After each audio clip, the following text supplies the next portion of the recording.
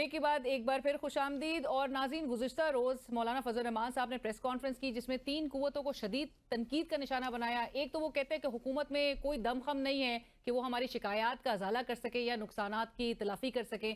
دوسرا, وہ اسٹیبلشمنٹ کو بھی انہوں نے شدید تنقید کا نشانہ بنایا. اور تیسرا, پاکستان تحریک انصاف کو جو وہ کہتے ہیں کہ تحریک انصاف کے اندر یکسوئی نہیں ہے.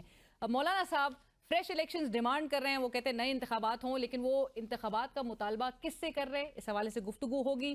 ہمیں جوائن کریں حافظ حمداللہ صاحب, مرکزی رہنما JUI کے. السلام علیکم حافظ صاحب, پوسٹ میں جوائن کرنے کے لیے. حافظ صاحب, گفتگو کا آغاز اسی بات سے جو گزشتہ روز مولانا صاحب نے پریس کانفرنس کی, اور مولانا صاحب نے ایک ہی سانس میں حکومت, اسٹیبلشمنٹ اور PTI تینوں کو ہی رگڑا لگا دیا ہے. تو پھر آپ نے بات کس سے کرنی ہے ویسے؟ بسم اللہ الرحمن الرحیم. بہت شکریہ. دیکھیے, مذاکرات سیاسی دنیا میں آپ قطعاً یہ نہیں کہہ سکتے ہیں کہ میں کسی سے بھی مذاکرات نہیں کروں گا, ٹھیک ہے نا. اگر حکومت مذاکرات کی خواہش رکھتی ہے, جمعیت علماء اسلام کے دروازے کھلے. اگر PTI مذاکرات کرنے کی خواہش رکھتی ہے, PTI کے لیے بھی ہمارے دروازے کھلے ہیں. اور اگر اسٹیبلشمنٹ مذاکرات کرنا چاہتی ہے, بے شک مذاکرات کر سکتی ہے, لیکن اس سے پہلے ایجنڈا سامنے لانا ہوگا. لیکن آپ تو کہتے ہیں کہ اسٹیبلشمنٹ جو ہے وہ کوئی سیاسی رول نہ... میں بات کرتا ہوں نا, ایجنڈا ابھی آپ میری بات سنیں نا. ایجنڈا سامنے لانا ہوگا. ہمارے سب سے بڑا اعتراض اسٹیبلشمنٹ پر ہے کہ آپ سیاست میں مداخلت نہ کریں. مولانا صاحب کی پریس کانفرنس کا خلاصہ یہ ہے کہ 8 فروری 2024 کا الیکشن, جس طرح جولائی 18 کا الیکشن جنرل باجوہ نے کی یا جنرل فیض صاحب نے کی, آج کا الیکشن بھی اسٹیبلشمنٹ نے اس کا بہت بڑا رول اور بہت بڑا کردار تھا. اس لیے مولانا صاحب ہمیشہ یہ کہہ رہے ہیں کہ آئینی حدود میں رہتے ہوئے تمام ادارے, جج ہوں یعنی جوڈیشری, پارلیمنٹ مقننہ ہو یا ایگزیکٹیو ہو یا اسٹیبلشمنٹ ہو, جرنل ہو, وہ اپنے حدود میں رہے, کام کرے تو یہ ملک مضبوط بھی ہوگا اور ملک ترقی بھی کرے گا. اور یہ ملک میں کبھی بھی عدم استحکام کی ضرورت نہیں ہوگی. عدم استحکام آپریشن, رد الفساد آپریشن, اس کی کوئی ضرورت نہیں ہوگی. آئین کے تحت جو حقوق ہیں میرے, وہ حقوق مجھے دیں. میرا کا مطلب پاکستانی شہری کا, وہ ہمیں دیں زندگی کی ہر شعبے میں, جو کہ نہیں مل رہا ہے. یہ خلاصہ ہے مولانا صاحب کی پریس کانفرنس کی. اب آئیے اس بات پر کہ مذاکرات کا ایجنڈا صرف ایک ہے. کون میرے تحفظات کا ازالہ کر سکتا ہے؟ خاص کر ان لوگوں کی بات کر رہا ہوں جو رول کر رہا ہے. ایک طرف اسٹیبلشمنٹ ہے, دوسری طرف حکومت میں شریک پارٹیاں ہیں. یہ 2 رول کر رہا ہے. ایک رول نمائشی طور پر کر رہا ہے, دوسرا حقیقی طور پر رول کر رہا ہے. یعنی نمائشی طور پر حکومت رول کر رہی ہے اور حقیقی طور پر طاقتور مراکز کر رہی ہے. تو کیا وہ ہمارے تحفظات کی ازالہ کر سکتے ہیں یا نہیں کر سکتے؟ نہیں کر سکتے ہیں. ہم نے بتایا تو پھر کون وہ کیا ہے, وہ ازالہ وہ ہے کیا آپ الیکشن کرنے کے لیے تیار ہیں یا نہیں.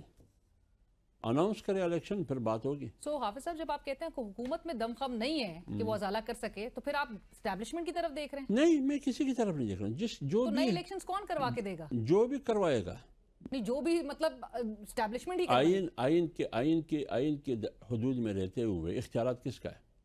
حافظ صاحب, لیکن اگر آپ کہتے ہیں کہ اس بار کا بھی الیکشن اسٹیبلشمنٹ ہی کا الیکشن ہے, تو آپ تو پارلیمنٹ میں بھی آپ کی نمائندگی ہے. بالکل, آپ اس کا حصہ ہیں. بالکل ہوں. پارلیمنٹ میں ہم ہیں, لیکن پارلیمنٹ میں ہم ہیں احتجاجاً.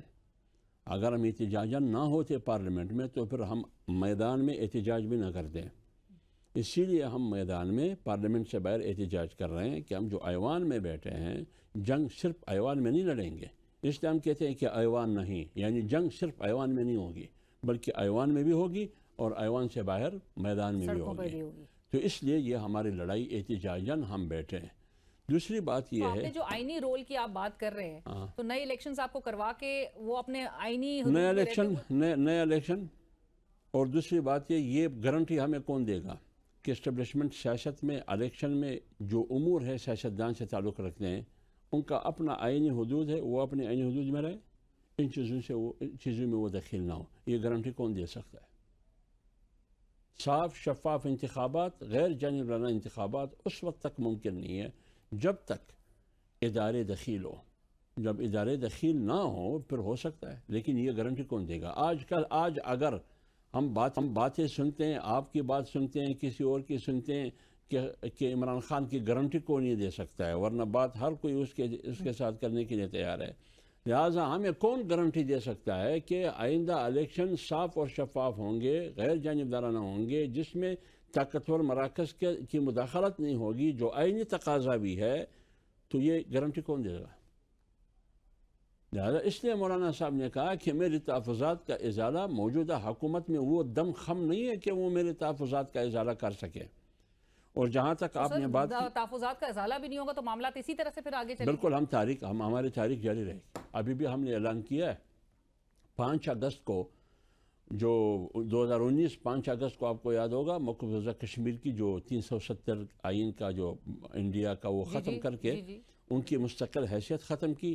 اس سلسلے میں مولانا صاحب نے اعلان کیا کہ 5 اگست کو ہم پورے ملک میں جمعیت علماء اسلام کی پلیٹ فارم سے یوم سیاہ منائیں گے، ٹھیک ہے نا؟ ایک یہ ہم کریں پارٹی کی پلیٹ فارم سے، یہ اعلان ہم نے کیا ہے۔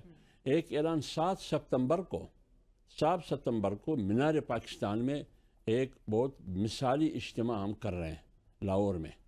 یہ بھی آپ کا پارٹی پلیٹ فارم کا ہی ہوگا؟ جمعیت علماء اسلام کی پلیٹ فارم سے ہوگا۔ کسی اپوزیشن کی جماعت نہیں، کوئی اپوزیشن جماعت نہیں ہوگا، کیونکہ وہ ہم کیوں کرتے ہیں؟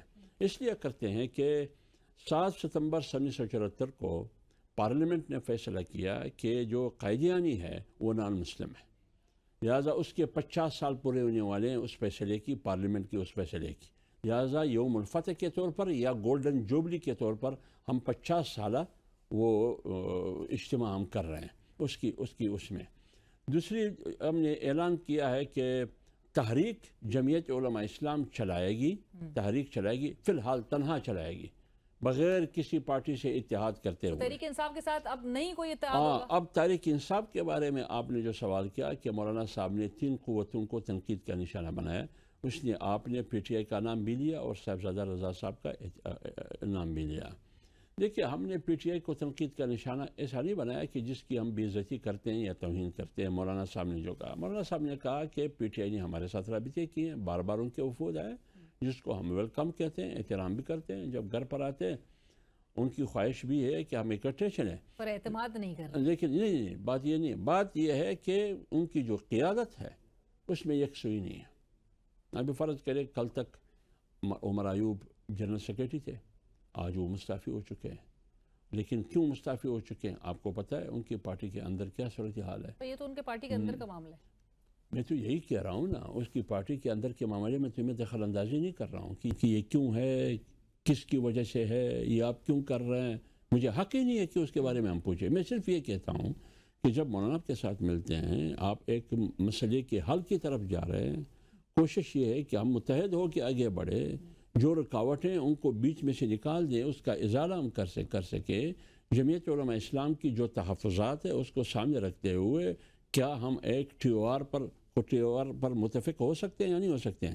اگر آپ رسمی آفیشلی طور پر آ کے بیٹھیں گے تو آپ میں یکسوئی ہونی چاہیے، پارٹی میں یکسوئی ہونی چاہیے، جو ظاہری طور پر ہم دیکھ رہے ہیں۔ انہوں نے کمیٹی بنا دی ہے 5 دیکھیں نا، جب کمیٹی انہوں نے بنائی ہے پی ٹی آئی والوں نے، تو کمیٹی تو آئے گی، جب کمیٹی آئے گی تو پھر ہم اپنا رد عمل دیں گے۔